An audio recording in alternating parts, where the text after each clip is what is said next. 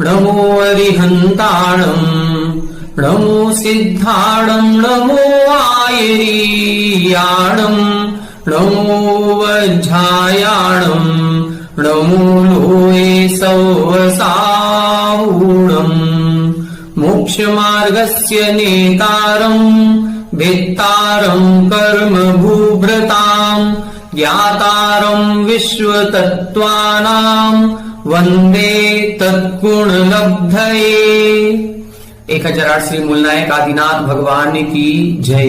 द्वासांग जिनवाणी माता की जय। आचार्य श्रेष्ठ आचार्य गुरुवर श्री 108 पूज्यपाद स्वामी महाराज की जय। आचार्य श्रेष्ठ आचार्य गुरुवर श्री 108 विद्यासागर जी महाराज की जय।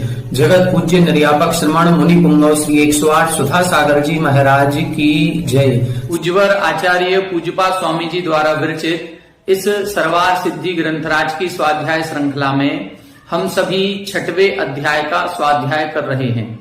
6वें अध्याय के अंतर्गत मुख्य रूप से आश्रव तत्व का विवेचन किया जा रहा है, जिसमें हम कुछ सूत्रों का अर्थ समझ चुके हैं।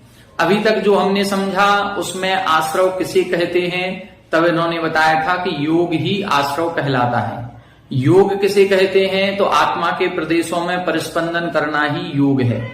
वह योग शुभ भी होता है और अशुभ भी होता है। जब शुभ परिणामों से निवृत्त होता है तो उसे शुभ योग कहते हैं, और अशुभ उद्देश्य से लेकर के जब मन वचन काय की कोई क्रिया की जाती है तो उसे अशुभ योग कहते हैं। शुभ योग से पुण्य कर्मों का आश्रव होता है और अशुभ योग से पाप कर्मों का आश्रव होता है। ये जो आश्रव है, ये आश्रव भी 2 प्रकार का कहा गया है, सांप्रायिक आश्रव, इरियापथ आश्रव। सांप्रायिक आश्रव कसाय सहित जीवों के होता है, इरियापथ आश्रव कसाय रहित जीवों के होता है। सांप्रायिक आश्रव के 39 भेद बताए थे, जिसमें मुख्य रूप से 25 क्रियाओं का वर्णन किया था। फिर इसके बाद इन्होंने कुछ विशेषताएं ऐसी बताई थी जिनसे आश्रव में विशेषता आती है, अर्थात तीव्र भाव, मंद भाव, ज्ञात भाव, अज्ञात भाव, अधिकरण विशेष और वीर्य विशेष। ये कुछ ऐसी विशेषताएं हैं जिनसे मन वचन काय की क्रिया एक समान होते हुए भी कर्मों के आश्रव में, उनके बंध में, उनका जो फल प्राप्त होता है उस उदय में भी भिन्नता पाई जाती है। अब इन सभी प्रकार की विशेषताओं में से हमने अधिकरण के बारे में चर्चा करना प्रारंभ किया था। अधिकरण 2 प्रकार का, जीवाधिकरण और अजीवाधिकरण। जब जीव के निमित्त से या जीव को आधार बना करके हमारी जो भी मन वचन काय की प्रवृत्ति होती है उसे हम जीवाधिकरण कहते हैं। यह जो जीवाधिकरण है यह 108 भेद वाला होता है। पूर्व कक्षा में हमने इन 108 भेदों पर चर्चा की थी। टीका से समझा था कि ये 108 भेद कैसे होते हैं। तब इन्होंने बताया था समरंभ, समारंभ, आरंभ ये 3, कृत कारक अनुमोदना ये 3, मन वचन काय ये 3 और क्रोध मान माया लोभ ये 4 कसाय। ऐसे इनको आपस में जोड़ना नहीं है, इनको आपस में गुणा करना है। जब 3 में 3 का गुणा करेंगे तो 9, 9 में 3 का गुणा करेंगे तो 27 और 27 में 4 का गुणा करेंगे तो 108 भेद ये जीवाधिकरण के बन जाते हैं। इसमें हमने समरंभ, समारंभ, आरंभ और कृत कारक अनुमोदना की विशेष रूप से परिभाषा समझी थी, विशेष रूप से इनका व्याख्यान समझा था। पूर्व कक्षा में हमने देखा था 108 भेद कैसे बनेंगे, तो इन चारों विशेषताओं में से एक एक विशेषता को हमें ग्रहण करना है। आइए बोर्ड के माध्यम से इसको समझने का प्रयास करते हैं। देखें, यहाँ पर ग्रंथ में 4 विशेषताएं बताई, कृत कारक अनुमोदना, समरंभ समारंभ आरंभ, मन वचन काय और क्रोध मान माया लोभ। इन चारों विशेषताओं में से जिसके जितने भी भेद हैं उनमें से एक एक भेद को ग्रहण करना है। सबसे पहले मान लो हमने क्रोध मान माया लोभ को लिया, तो क्रोध मान माया लोभ में से हमने क्रोध को लिख लिया। अब दूसरे नंबर पर क्या लिखना है, मन वचन काय, इन तीन में से कोई एक ले लें। मान लो हमने मन ले लिया। फिर तीसरा भेद कौन सा लिखना है, कृत कारित अनुमोदना, इन तीन में से एक ले लें। तो हमने क्या लिख लिया, कृत। और फिर तीन थे समरंभ समारंभ आरंभ, इन तीन में से एक लिख लें। तो हमने क्या लिख लिया, समरंभ। अब ये अपना एक भंग बन गया। जो 108 भेद बनाने हैं, ये पहले प्रकार का भेद बन गया। हमने प्रारंभ कहां से किया, प्रारंभ हमने किया क्रोध मन कृत समरंभ। अब हमें क्या करना है, दूसरा भेद बनाने के लिए अब हम तीन को स्थिर रखेंगे। कोई भी तीन चीजें स्थिर रखेंगे, केवल एक में परिवर्तन करेंगे। कैसे परिवर्तन करेंगे, जैसे पहला अपन ने नहीं बदलेंगे, दूसरा नहीं बदला, तीसरा नहीं बदला, चौथा बदलेंगे। तो क्रोध मन कृत समरंभ। अब क्या होगा, दूसरा, ये तीन को नहीं बदलना है, समरंभ को बदलेंगे। तो इधर क्या हो जाएगा, समारंभ। और फिर ये तीन को नहीं बदलेंगे, फिर तीसरा क्या बनेगा, आरंभ। मतलब क्रोध मन कृत समरंभ, क्रोध मन कृत समारंभ, क्रोध मन कृत आरंभ। ये तीन भेद बन गए हमारे। किसके बने ये तीन भेद, क्रोध मन कृत के। ये तीन भेद किसके बने, क्रोध मन कृत के। क्यों, क्योंकि इन तीनों को हमने नहीं बदला। अब ये समरंभ समारंभ आरंभ तीनों भेद हो जाने पर अब हम दूसरा विकल्प देखेंगे, कृत कारित अनुमोदना वाला। तो अब ये जो दूसरा भेद, ये तीसरा, अब ये चौथा जो भेद बनेगा वो क्या बनेगा, क्रोध मन। अब कृत की जगह क्या कर देंगे, कारित। और फिर कारित के बाद वापस समरंभ। अब क्या करेंगे, अब इन तीन को नहीं बदलना है, क्रोध मन कारित नहीं बदलेंगे, फिर समारंभ और फिर इधर पुनः आरंभ। ये क्या बन गया, क्रोध मन कृत के समरंभ समारंभ आरंभ, फिर क्रोध मन कारित के समरंभ समारंभ आरंभ। अब बनेगा क्रोध मन अनुमोदना। अनुमोदना का क्या बनेगा, समरंभ, फिर इधर समारंभ और फिर आरंभ। ऐसे ये तीनों भेद बन जाएंगे। तो कृत के तीन भेद बने, कारित के तीन भेद बने और अनुमोदना के तीन भेद बने। तो कितने भेद बन गए, 9 भेद बन गए। ये 9 भेद किसके बने हैं, क्रोध मन के। ये अपन ने क्रोध मन के बनाए हैं। अब जब हमने पहले नंबर पर इन तीन को स्थिर रखा था, चौथे को बदला। जब चौथे के तीन विकल्प पूरे हो गए तो हमने तीसरे विकल्प को बदल लिया। अब तीसरे के भी पूरे विकल्प हो गए, कृत भी हो गया, कारित भी हो गया, अनुमोदना भी हो गया। अब हम दूसरे नंबर के विकल्प को बदलेंगे। तो अभी मन था, अब मन की जगह वचन रखेंगे। तो जैसे हमने ये क्रोध मन के ये 9 भेद बन गए। कितने भेद बन गए, ये 5, ये 6, ये 7, फिर इधर 8 और फिर इधर 9। ये समारंभ वाला और ये आरंभ वाला। तो ये क्रोध मन के 9 भेद बने। तो फिर क्रोध वचन के कितने बनेंगे, जब मन के 9 बनेंगे तो वचन के भी 9 बनेंगे। जब मन के 9 वचन के 9 तो क्रोध काय के भी कितने बनेंगे, 9 भेद बनेंगे। तो मन के 9 वचन के 9 और काय के 9 कुल कितने हो गए, 27।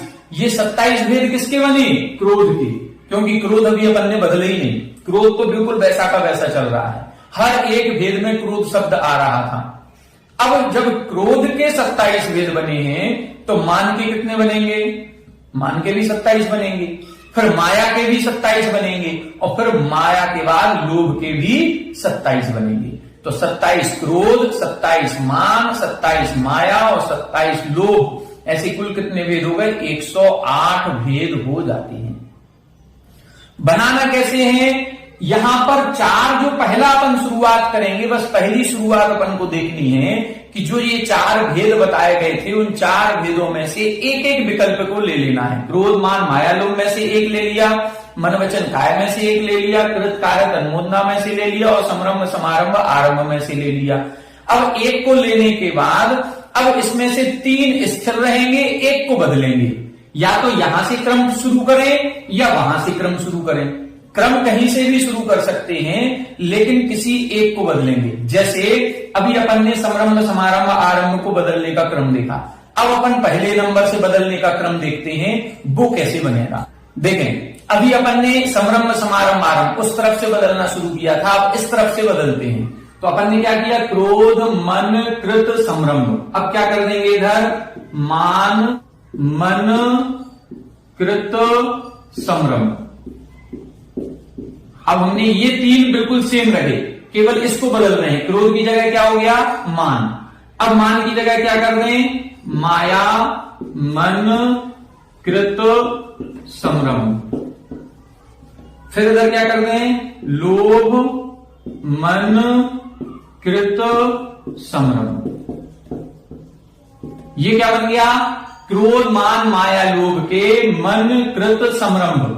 अब ये पहला जो विकल्प अपन ने चेंज किया था, इसके 4 ही तो भेद हैं, क्रोध मान माया और लोभ। अब 5वां तो है नहीं, जब 5वां नहीं है तो इसको हम पुनः रिपीट करेंगे, इस दूसरे वाले को बदल देंगे। तो अब इधर क्रोध पुनः लिखेंगे, लेकिन अब ये जो मन लिखा था, मन की जगह क्या कर देंगे, वचन। तो क्रोध वचन कृत समरंभ। फिर मान वचन कृत समरंभ। फिर माया वचन कृत समरंभ। और फिर लोभ वचन कृत समरंभ। अब देखें, ये 4 मन के बने, 4 वचन के बन गए। क्रोध मान माया लोभ के 4 मन से 4 वचन से, ये क्या बन रहा है, कृत समरंभ। जब 4 मन के 4 वचन के बने तो अब 4 काय के भी बनेंगे। तो ऐसे कुल मन वचन काय के कितने बन गए, 12 भेद बने।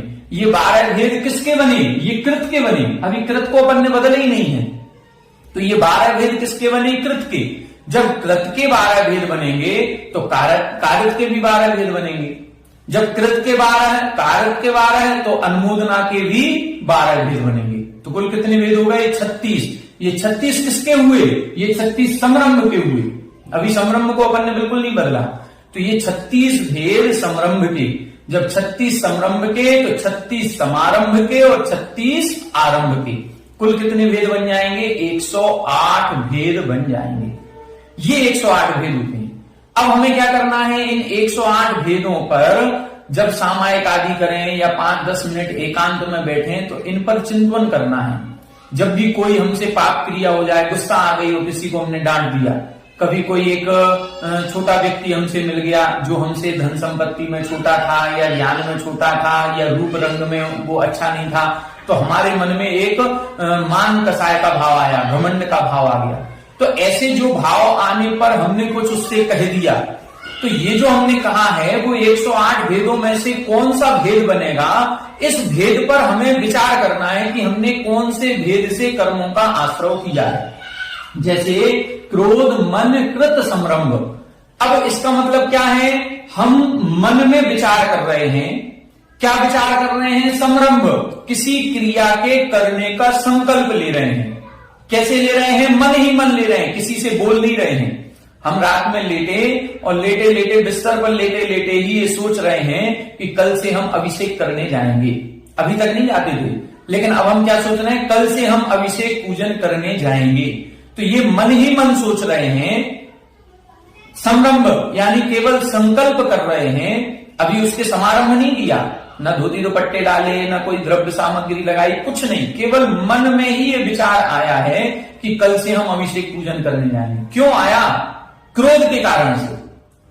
किसी ने हमको, हमारी पत्नी ने या हमारे बच्चों ने किसी बात पर ऐसे कह दिया कि हमको गुस्सा आ गई और गुस्से में आकर के हमने कह दिया कल से हम भी जाएंगे। अब ये जो क्रोध के कारण से ये जो मन में भाव आया है, समरंभ संकल्प किया है, और कैसे किया है, कृत यानी हम स्वयं पूजन करेंगे, करवाएंगे नहीं किसी से। विधान करवाएंगे नहीं, हम स्वयं करेंगे। तो इस प्रकार से क्रोध कषाय के कारण से मन में किसी क्रिया के स्वयं करने का जब संकल्प लेते हैं तो उसको बोलते हैं क्रोध मन कृत संरंभ। इसी तरह से अब इस क्रोध की जगह मान कषाय ला दें। मान कषाय में कैसे? क्या तुम ही पूजन कर सकते हो? किसी ने हमसे कह दिया कि तुम कभी पूजन कर ही नहीं सकते, तुम कभी अभिषेक कर ही नहीं सकते, तुम सुबह 6 बजे उठ ही नहीं सकते, तुम तो कभी नहीं जा सकते। अब उसने हमको टोन पर चढ़ा दिया, ऐसे सेंटेंस बोले कि हमारे मन में अब ये भाव आने लगा कि क्या तुम ही कर सकते हो? हम भी कर सकते हैं, हम भी तो पुरुष वेदी हैं, हम भी तो जैन कुल में हैं, हम भी तो सब कुछ कर सकते हैं। तो अब हम कल जाकर के दिखाएंगे तुम्हें। भले मान कषाय के कारण कर रहे हैं, लेकिन मान कषाय के कारण उसने जो मन में संकल्प किया है, अभी क्रोध कषाय के कारण था, मान कषाय के कारण से मन में संकल्प किया है कि हम कल पूजन करेंगे, ये मान कषाय के कारण। इसी तरह माया, इसी तरह लोभ।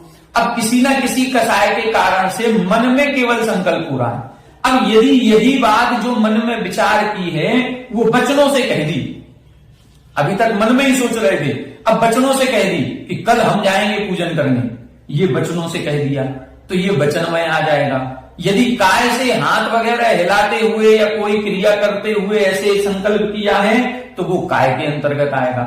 अब उसकी सामग्री क्या क्या चाहिए पड़ेगा? अब मन ही मन में सोच रहे हैं कि कल हमने कह तो दिया है कि पूजन करने जाएंगे, लेकिन उसके लिए धोती दुपट्टे भी तो चाहिए पड़ेंगे, उसके लिए द्रव्य भी तो लगानी पड़ेगी। ये अब हम मन ही मन में सोच रहे हैं, तो ये हम सामग्री का, उसके साधनों का विचार कर रहे हैं, तो ये समारंभ कहलाएगा।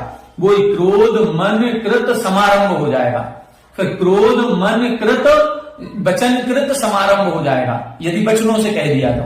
और काय से हमने धोती दुपट्टे लिए और पानी में भिगो करके सूखने डाल दिए, द्रव्य की सामग्री डिब्बी में लगा करके रख ली, तो ये काय से हो जाएगा, तो ये समारंभ। अब जब हम पूजन करने के लिए सुबह उठे और उठ करके उधर पहुंच गए, तब जाकर के हमारा आरंभ प्रारंभ होगा। ठीक है, तो इस प्रकार से ये 108 भेद लगते हैं। अब ये 108 भेद केवल पुण्य क्रिया में नहीं, पाप की क्रिया में भी लगाए जाएंगे। अब इन 108 भेदों पर विचार करना है कि ये भेद किस अवस्था में, किस परिस्थिति में बनेंगे। कई बार आपने मंदिरों में देखा होगा कि एक घड़ी की सुई बनी होती है और उस सुई के चारों तरफ कुछ नियम लिखे होते हैं और आपको आंख बंद करके उस निडल को घुमाना पड़ता है, और जिस नियम के आगे वो निडल रुक जाएगी वो नियम हमें 24 घंटे के लिए पालन करना होता है। अथवा किसी डिब्बे में पर्ची डली होती है नियमों की, हमने आंख बंद करके एक पर्ची निकाली, जो नियम आ गया उसका पालन हम 24 घंटे करें। इसी प्रकार से अब ये 108 भेदों की 108 पर्चियां बनाएं और उन पर्चियों को एक डिब्बे में डाल दें। फिर डिब्बे में डालने के बाद एक पर्ची उठाएं, उसमें से कोई भी, जो भी वो पर्ची निकल के आए, जो भी उसमें भंग लिखा है, उसके बारे में विचार करना है कि ये परिस्थिति कब उत्पन्न होती है, वो कैसे विचार होंगे, कैसे परिणाम बनते होंगे जब इस प्रकार का एक विकल्प बनता है। तो इस प्रकार से हमें अपने सामायिक आदि के समय में या 24 घंटे में कभी भी 10 मिनट निकाल करके इन 108 द्वारों पर चिंतन करने की आवश्यकता है। जब हम इस पर बार बार चिंतन करेंगे तब जाकर के हमें लगेगा कि आज जो अभी हमने अपने बेटे को डांट दिया या उससे कुछ कह दिया है, इसमें हमने इस प्रकार के एक भंग से कर्मों का आश्रय कर लिया।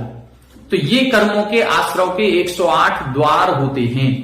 108 ही नहीं होते और ज्यादा भी होते हैं। क्यों होते हैं? क्योंकि ये 108 भेद अभी तो अपन ने क्रोध मान माया लोभ सामान्य से किए। जब इन क्रोध मान माया लोभ के भी भेद करेंगे, क्रोध के कितने भेद हैं? 4 प्रकार का क्रोध है। अनंतानुबंधी क्रोध, अप्रत्याख्यानावरण, प्रत्याख्यानावरण, संज्वलन। अब अनंतानुबंधी क्रोध भी कितने प्रकार का? अनंतानुबंधी कहते हैं जो कषाय 6 महीने से ज्यादा चलती है, वो अनंतानुबंधी। तो अब किसी की 6 महीने की ही है, किसी की 7 महीने की है, किसी की 8 महीने की है, किसी की 2 साल पुरानी, किसी की 5 साल, किसी की कई भवों पुरानी है। तो जितने जितने विकल्प अंतर हमारे परिणामों में आएगा समय के अनुसार, उतने प्रकार की क्रोध कषाय हो गई। तो ये भेद कितने प्रकार के होंगे? असंख्यातों प्रकार के। मुख्य रूप से ये 108 भेद हैं और उनके भेद प्रभेद करेंगे तो ऐसे असंख्यातों भेद कर्म आश्रय के बन जाते हैं। अपन ने पूर्व कक्षा में देखा था पेज नंबर 250 पर उत्थानिका 624 में लास्ट की लाइन अपनी रह गई थी। देखें, एते सपिंडिता जीवाधिकरण आश्रव भेदा अष्टोत्तर सत संख्या संभवंती। यहां बताए कि ये ते सपिंडिता का मतलब इन सबको एक साथ मिला करके जीवाधिकरण के आश्रव के जो भेद हैं वो अष्टोत्तर सत संख्या संभवंती। अष्टोत्तर सत यानी 8 अधिक 100, 108 भेद तक बन जाती हैं। और भेद प्रभेद करेंगे तो क्या लिखा, च शब्द, सूत्र में जो च शब्द लिखा है उससे अनंतानुबंधी अप्रत्याख्यान प्रत्याख्यान संयुलन कसाय भेद कृत अंतर भेद समुच्चयार्था। उससे हम अनंतानुबंधी अप्रत्याख्यान प्रत्याख्यान और संयुलन ऐसे इन सबके भेदों को ग्रहण करेंगे। यदि इन 4 को ही करेंगे तो 4 का गुणा और कर दें, 108 में 4 का गुणा और करेंगे तो कितने हो गए, 432 भेद हो गए। अब अनंतानुबंधी कितने प्रकार की, अप्रत्याख्यान कितने प्रकार की, ये भी असंख्याकों भेद बन जाएंगे। ऐसे कर्मों का आश्रय हुआ करता है। अब अजीवाधिकरण देखते हैं 625। परस्य अजीवाधिकरणस्य भेद प्रतिपत्त्यर्थम आह। अब जो परस्य यानी जो दूसरा है उस दूसरे अजीवाधिकरण के भेद प्रतिपत्त्यर्थम, भेद बताने के लिए अगला सूत्र लिख रहे हैं। निर्वर्तना निक्षेप संयोग निसर्गा द्वि चतुर द्वि त्रिभेदा परम। निर्वर्तना निक्षेप संयोग निसर्गा द्वि चतुर द्वि त्रिभेदा परम। यहां बता रहे हैं परम यानी दूसरा कौन सा, अजीवाधिकरण। उसके कितने भेद हैं, तो निर्वर्तना, निक्षेप, संयोग और निसर्ग, ऐसे ये 4 शब्द दिए हैं। फिर 4 संख्याएं दी, द्वि, चतुः, द्वि और त्रि, अर्थात 2, 4, 2 और 3। अब इनको क्रम से लगाएंगे। निर्वर्तना द्वि 2 प्रकार की, निक्षेप चतुः 4 प्रकार का, संयोग द्वि 2 प्रकार का और निसर्गा त्रि 3 प्रकार का। तो ऐसे ये कुल कितने भेद हो गए, 2 और 4 6, 2 8 और 3 11 भेद अजीवाधिकरण के बनते हैं। यहां पर अजीव को निमित्त बनाएंगे। अजीव के निमित्त से हमारे आत्मा के परिणामों में जो तारतम्यता हीनाधिकपना होगा, उन परिणामों से जो कर्मों का आश्रय होगा उसको हम अजीवाधिकरण कहेंगे। 626 निर्वर्त्यते इति निर्वर्तना निष्पादना। निर्वर्तना किसे कहते हैं, जो रचा जाता है उसे निर्वर्तना कहते हैं, जिसका अर्थ है निष्पादन करना, किसी कार्य को करना। निक्षिप्यते इति निक्षेपः स्थापना। निक्षिप्यते यानी रखना, किसी वस्तु को उठाना रखना जो करते हैं उसको निक्षेप कहते हैं। स्थापना इसका मतलब है स्थापन करना। कोई हमने एक किताब उठाई और टेबल पर रख दी, एक बैग उठाया और जाकर के अलमारी में रख दिया, कुछ कपड़े उठाए और हैंगर पर जाकर के हमने टांग दिए, तो इस प्रकार से ये स्थापना कहलाएगी। संयुज्यते इति संयोगो मिश्रीकृतम। संयोग किसे कहते हैं, संयुज्यते जब किन्हीं 2 वस्तुओं को मिलाया जाता है उसे संयोग कहते हैं। मिश्रीकृतम यानी आपस में मिलाना, दूध में पानी मिला दिया, चाय बनाई, दूध अलग था, पानी अलग था, शक्कर अलग थी, पत्ती अलग थी, चारों चीजों को हमने आपस में मिला दिया, तब जाकर के एक नई चीज बन गई चाय। दाल अलग थी, चावल अलग था, दोनों को आपस में मिलाया, एक नई चीज बन गई खिचड़ी। तो ये क्या है, मिश्रीकृतम। निसृज्यते इति निसर्गः प्रवर्तनम। निसर्ग किसे कहते हैं, प्रवृत्ति करने को निसर्ग कहते हैं। तो ये चारों शब्दों की इन्होंने व्याख्या बता दी कि निष्पादना, निर्वर्तना का मतलब निष्पादना है, किसी कार्य को करना। निक्षेप का मतलब है किसी वस्तु को स्थापना या रखना। संयोग का अर्थ है मिश्रीकृतम, मिलाना, और निसर्ग का अर्थ है प्रवर्तन करना। एते द्वयादिभिः यथाक्रमम अभिसंबध्यते। इनका द्वि आदि के साथ क्रम से संबंध लगाना है। कैसे, निर्वर्तना द्विभेदा, निर्वर्तना के 2 भेद, निक्षेपा चतुर्भेदा, निक्षेप के 4 भेद, संयोगो द्विभेदा, संयोग के 2 भेद, और निसर्गा त्रिभेद इति, और निसर्ग के 3 भेद होते हैं। ते एते भेदा अजीवाधिकरणस्य वेदितव्याः।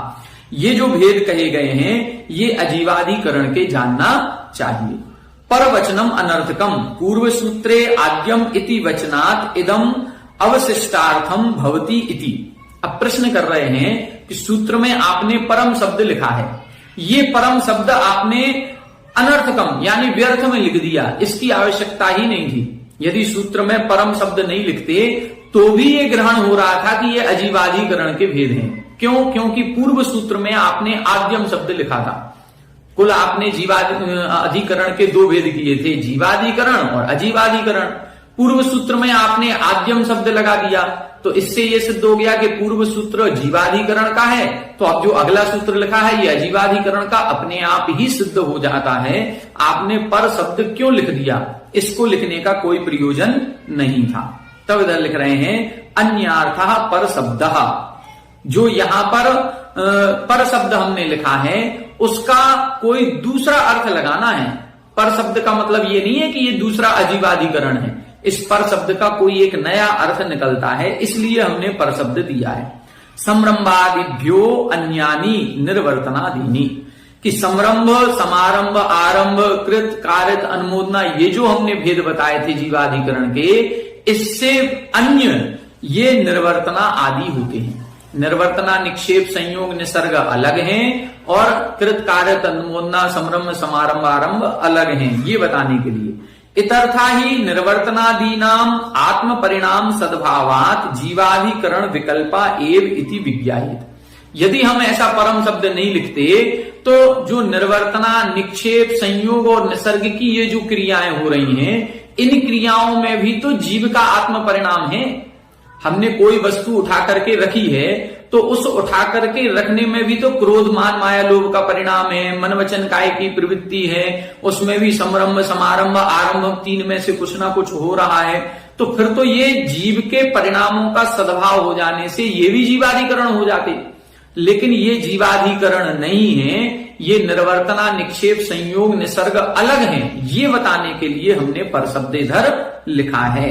यदि नहीं लिखते तो ये भी आत्म परिणाम सद्भाव हो जाने से जीवाधिकरण के ही भेद कहलाते। निर्वर्तनाधिकरणम द्विविधम, मूल गुण निर्वर्तनाधिकरणम, उत्तर गुण निर्वर्तनाधिकरणम च इति। यहां बता रहे हैं जो निर्वर्तना अधिकरण है वो दो प्रकार का है। कौन कौन सा? मूल गुण निर्वर्तना और उत्तर गुण निर्वर्तनाधिकरण। मूल गुण निर्वर्तना और उत्तर गुण निर्वर्तना। अब मूल गुण और उत्तर गुण में क्या लगाना है?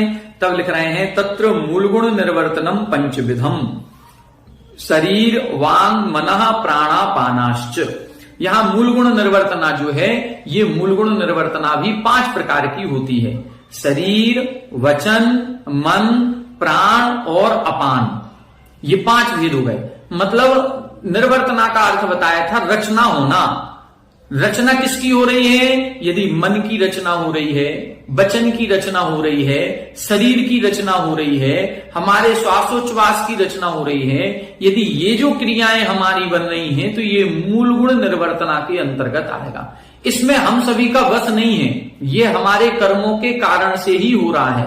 हमारा शरीर 1 इंद्री का बनेगा कि 2 इंद्री का बनेगा, ये अपने आप ये शरीर निर्वर्तना हो रही है। हमारे द्रव्य मन की रचना हो रही है कि नहीं हो रही है? ये मन की रचना अपने आप हो रही है। श्वासोश्वास अपने आप हो रहा है। तो ये जो रचना इसकी हो रही है शरीर, वचन, मन और प्राण अपान की, ये मूल गुण निर्वर्तना के अंतर्गत आएगा। उत्तर गुण निर्वर्तनम, मूल गुण निर्वर्तना भी जो है ये श्वासोश्वास लेने में भी कर्मों का आश्रय हो रहा है। हमारे शरीर आदि की रचना होने में भी कर्मों का आश्रय हो रहा है। मान लो जब जीव यहां से मरण करके और नवीन स्थान पर पहुंचता है और वहां पर आहार वर्गणाओं का ग्रहण करके शरीर आदि का निर्माण करता है, क्या उस समय कर्मों का आश्रय नहीं है? उस समय भी कर्मों का आश्रय है। क्यों है? क्योंकि इन वर्गणाओं का ग्रहण हो रहा है। इन वर्गणाओं के ग्रहण से शरीर आदि की रचना हो रही है। तो इधर शरीर आदि की रचना होने पर भी अब उधर कोई वो जो जीव है जो जन्म स्थान पर पहुंच करके पर्याप्तियों का ग्रहण कर रहा है, उस समय ना कोई वस्तु वो रख रहा है, ना उठा रहा है, ना कोई मन वचन काय की विशेष प्रवृत्ति कर रहा है, फिर भी कर्मों का आश्रय हो रहा है। तो ये मूल गुण निर्वर्तना के कारण से हो रहा है।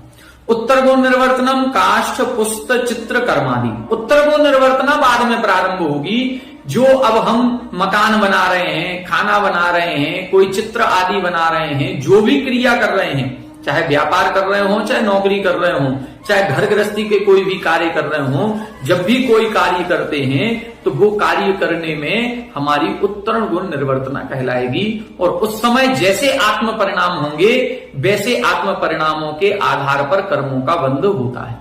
तो आत्म परिणामों से ही कर्मों का बंध होगा, लेकिन निमित्त क्या बन रहा है? खाना बनाना, मकान बनाना, चित्र आदि बनाना। यदि ये जो भी क्रिया हम कर रहे हैं उसके निमित्त से कर्मों का आश्रय हो रहा है, इसलिए इसे अजीवाधिकरण कहते हैं।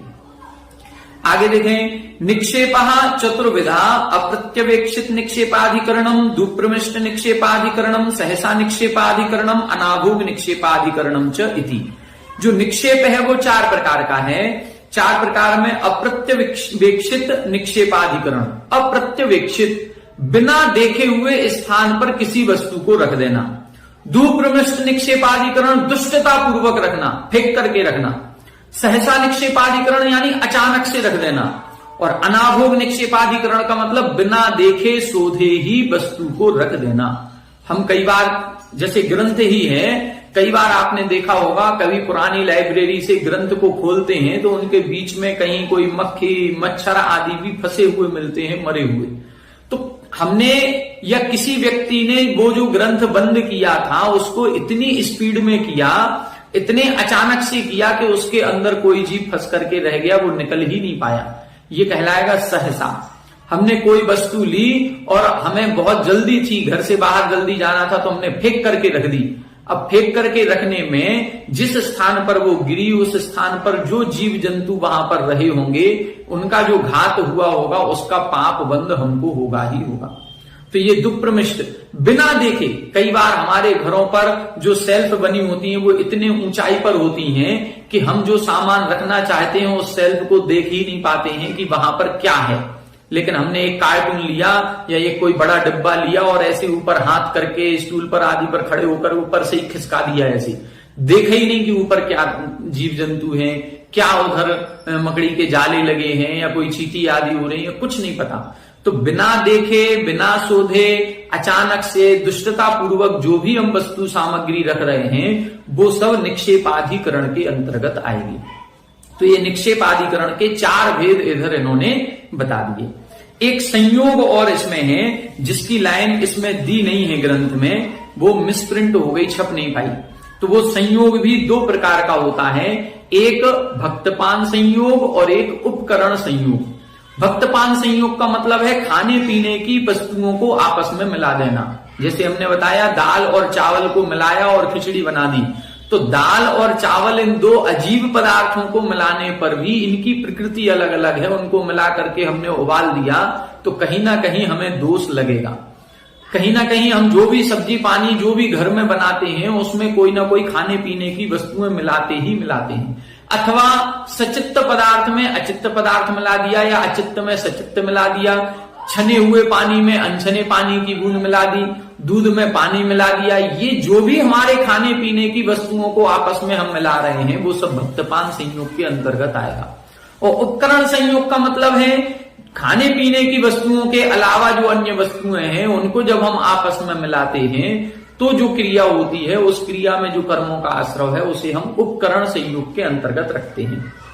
जैसे मकान बनाना है, अब मकान बनाने में हमारे पास सीमेंट अलग था, बजरी अलग थी, ईंट अलग थी, लेकिन हमने सीमेंट में बजरी मिला दी और सीमेंट में बजरी मिला करके एक ऐसा पेस्ट तैयार किया जिसको ईंट के ऊपर ईंट रखी और बीच में वो पेस्ट रख दिया तो वो चिपक गया। तो ये जो हमने अन्य उपकरण ऐसी चीजें मिलाई हैं उनको मिलाने पर खाने पीने की वस्तुओं को छोड़ करके उसको हम उपकरण संयोग कहते हैं। निसर्ग कितने प्रकार का है? निसर्गः त्रिविधा, काय निसर्गाधिकरणम, बाघ निसर्गाधिकरणम, मनो निसर्गाधिकरणम।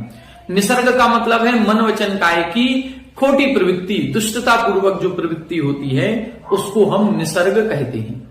जीवाधिकरण में भी मन वचन काय की प्रवृत्ति है, अजीवाधिकरण में भी प्रवृत्ति है। वहां पर आत्म परिणामों को विशेष मुख्यता देनी है, यहां पर मन वचन काय की जो पौद्गलिक प्रवृत्ति हो रही है उसको विशेष मुख्यता देनी है।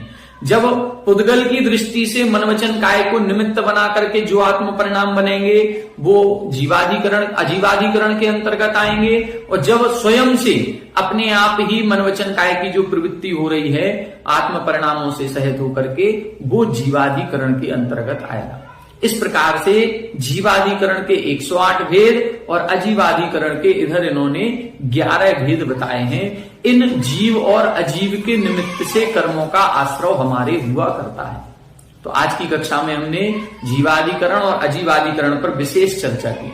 यहां तक कर्मों का जो आश्रय होता है वो सभी कर्मों का सामान्य आश्रय कैसे होता है, सामान्य विशेषताएं क्या हैं जो सभी कर्मों में घटित होती हैं, उनके बारे में बता दिया। अब यहां से एक एक कर्म की पर्टिकुलर अलग अलग क्रियाओं का वर्णन करेंगे कि जो 8 कर्मों का बंध है उसमें ज्ञानावरण कर्म किन क्रियाओं से बंधता है, हमें असाता वेदनी कर्म किन कारणों से बनता है, या साता वेदनी कर्म का बंध किन क्रियाओं से होता है। अब यहां से एक एक कर्म की पर्टिकुलर व्यक्तिगत अलग अलग क्रियाओं का वर्णन किया जाएगा कि कौन सी क्रिया से किस कर्म का बंध होता है। इसको अपन आगे के आने वाली कक्षाओं में पढ़ेंगे। आज की कक्षा में इतना ही। आप सभी हमारे साथ बने रहें। सभी को जय जय।